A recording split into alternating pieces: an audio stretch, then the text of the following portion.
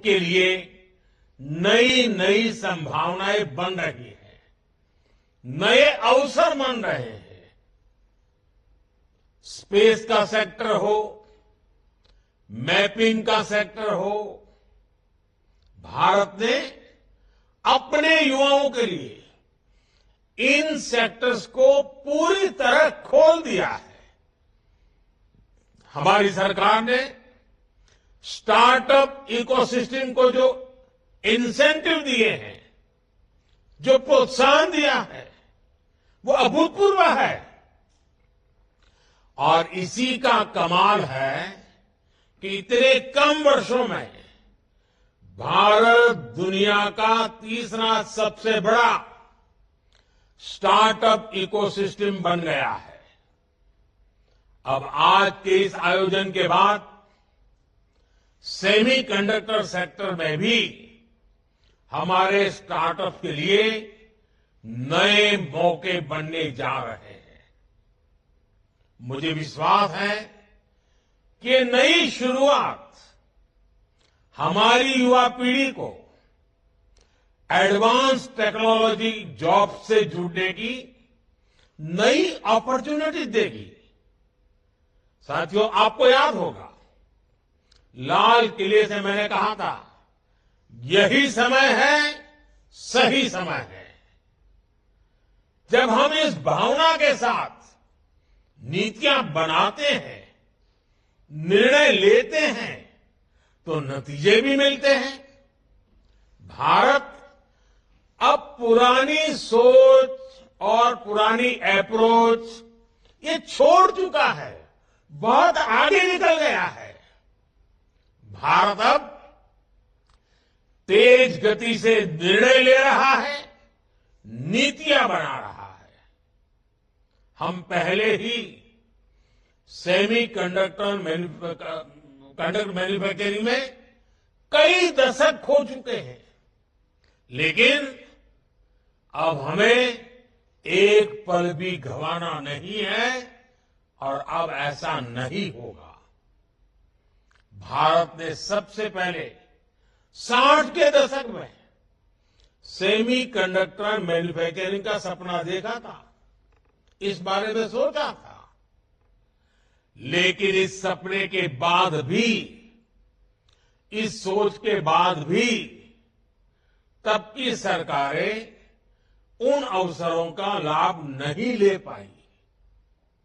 इसके सबसे बड़े कारण थे इच्छा शक्ति की कमी, अपने संकल्पों को सिद्धि में बदलने के लिए प्रयास की कमी और देश के लिए दूरगामी फैसले लेने की क्षमता की कमी।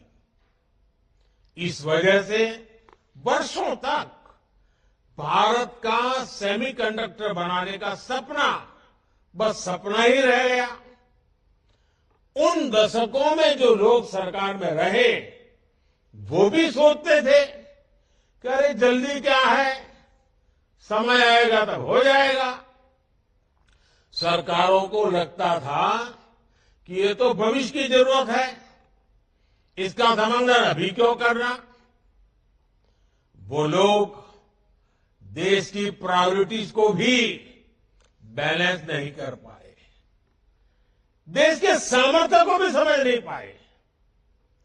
उन लोगों को लगा कि भारत तो गरीब देश है, भारत सेमीकंडक्टर मैन्युफैक्चरिंग जैसी हाईटेक चीज को कैसे मैनेज कर पाएगा। वो लोग भारत की गरीबी की आड़ में आधुनिक जरूरत के ऐसे हर इन्वेस्टमेंट को नजरअंदाज करते रहे। वो हजारों करोड़ के घोटाले कर लेते थे, लेकिन सेमीकंडक्टर मैन्युफैक्चरिंग पर हजारों करोड़ रुपए इन्वेस्ट नहीं कर पाए। ऐसी सोच के साथ किसी देश का विकास नहीं हो सकता। इसलिए हमारी सरकार फॉरवर्ड लुकिंग सोच और फ्यूचरिस्टिक अप्रोच के साथ काम कर रही है। आज हम सेमीकंडक्टर मैन्युफैक्चरिंग में उन एम्बिशंस के साथ बढ़ रहे हैं जो विकसित देशों के साथ कॉम्पीट कर सके।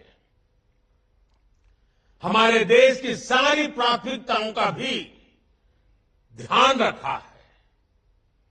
एक तरफ हम गरीबों के पक्के घर बनवा रहे हैं, तो दूसरी तरफ भारत रिसर्च को बढ़ावा देने के लिए भी लाखों करोड़ रुपए खर्च कर रहा है। एक तरफ हम विश्व का सबसे बड़ा सैनिटेशन मूवमेंट चला रहे हैं, वहीं दूसरी ओर भारत में सेमीकंडक्टर मैन्युफैक्चरिंग पर भी आगे बढ़ रहा है।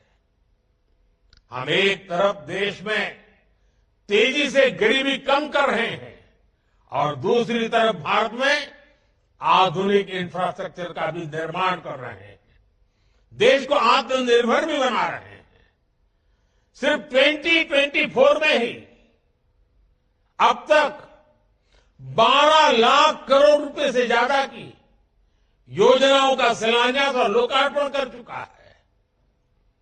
कल ही हमने पोखरण में 21वीं सदी के भारत के आत्मनिर्भर डिफेंस सेक्टर की झांकी देखी। वो दिन पहले ही भारत ने 2 दिन पहले ही भारत ने अग्नि 5 के रूप में भारत को दुनिया के एक्सक्लूसिव क्लब में शामिल होते देखा। 2 दिन पहले ही देश की खेती में ड्रोन क्रांति की शुरुआत हुई। नमो ड्रोन दीदी योजना के तहत हजारों ड्रोन महिलाओं को सौंपे गए। गगनयान को लेकर भी भारत की तैयारी और तेजी आई है। हाल में ही देश ने को अपना पहला made in India fast breeder nuclear reactor मिला है। ये सारे प्रयास, ये सारे प्रोजेक्ट्स भारत को विकसित होने के लक्ष्य के और निकट ले जा रहे हैं, तेज गति से ले जा रहे हैं। और निश्चित तौर पर आज के इन 3 प्रोजेक्ट की भी इसमें बड़ी भूमिका होगी। और साथियों, आप जानते हैं आज चारों तरफ एआई की भी उतनी ही चर्चा है। भारत की टैलेंट आज एआई की दुनिया में उसका बहुत बड़ा दबदबा है। आपने देखा होगा पिछले 1-2 सप्ताह से मेरे जितने भी भाषण होते हैं, कुछ युवा नौजवान मेरे पास आए। उन्होंने कहा, साहब हम आपकी एक एक बात हर भाषा में गांव-गांव पहुंचाना चाहते हैं।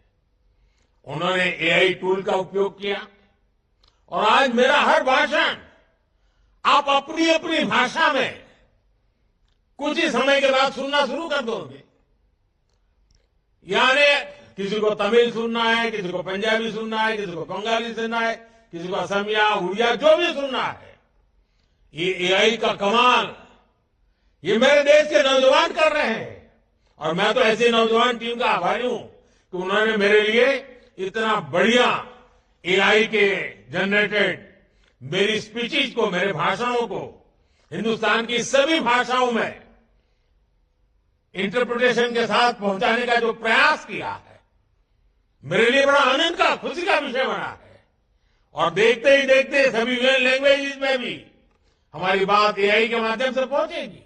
कहने का तात्पर्य यह है कि भारत के नौजवानों का जो सामर्थ्य है, उनको अवसर चाहिए। और इस सेमीकंडक्टर का हमारा इनिशिएटिव देश के नौजवानों के लिए बहुत बड़ा अवसर लेकर आया है। साथियों, एक बार फिर मैं आप सभी को बहुत बहुत शुभकामनाएं देता हूं और मैं हेमंता जी की इस बात से बहुत सहमत हूं कि नॉर्थ ईस्ट में कभी किसी ने सोचा नहीं था कि इतने बड़े इनिशिएटिव लिए जा सकते हैं। हमने ये तय किया है और मैं तो मानता हूं साउथ ईस्ट एशिया से के साथ हमारा जो जुड़ाव बढ़ रहा है, तो मेरा north east south east Asia के साथ जुड़ने का सबसे बड़ा ताकतवर क्षेत्र बनने वाला है। मैं साफ साफ इसको देख रहा हूं और मैं इसकी शुरुआत देख रहा हूं, तो मैं आसाम के लोगों को, नॉर्थ ईस्ट के लोगों को आज सबसे ज्यादा शुभकामनाएं देता हूं, सबसे ज्यादा बधाई देता हूं। साथियों, आप सब ऐसे ही भारत की प्रगति को एक नई शक्ति देने के लिए जुड़ते रहिए, आगे बढ़ते रहिए। मोदी की गारंटी आपके लिए है, आपके भविष्य के लिए है, आपको साथ देने के लिए है। बहुत बहुत धन्यवाद।